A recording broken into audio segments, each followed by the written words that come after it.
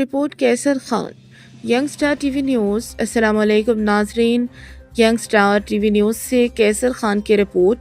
گزشتہ 9 ماہ قبل عروج نامی ایک کمسن بچی لاوارث حالت میں پولیس کو ملی تھی، جس کے بعد قانونی کارروائی مکمل کرتے ہوئے اسے ایدھی ہوم سینٹر کے حوالے کر دیا گیا تھا۔ بچی کی گمشدگی کے بعد سندھ پولیس مسلسل اس کے اہل خانہ کی تلاش میں مصروف رہی۔ اس سلسلے میں عباس ٹاؤن چوکی کے انچارج انسپکٹر لیاقت کھوکھر، ان کی ٹیم اور چوکی کے منشی دنی بخش نے بھی شب و روز محنت کرتے ہوئے مختلف ذرائع سے معلومات اکٹھی کی اور مسلسل رابطوں کے ذریعے بچے کے والدین کا سراغ لگانے میں اہم کردار ادا کیا۔ انہی بہترین کاوشوں، لگن اور پیشہ ورانہ ذمہ داری کے نتیجے میں عروج کے والدین سے رابطہ ممکن ہوا۔ مسلسل تحقیقات اور رابطوں کے بعد بالآخر عروج کے والدین کا سراغ لگا لیا گیا۔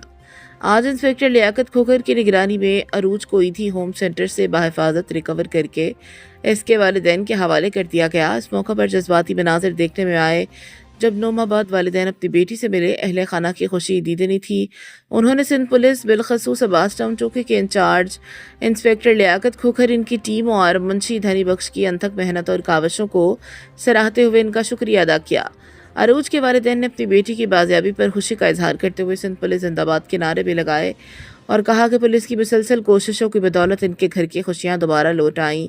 یہ کارروائی عباس ٹاؤن چوکی پولیس کی ایک بہترین، قابل ستائش اور انسانی ہمدردی پر مبنی کارروائی قرار دی جا رہی ہے، جس نے ایک بچھڑے ہوئے خاندان کو دوبارہ ملا دیا۔ کیمرامین کے ساتھ کیسر Khan, young star T V news.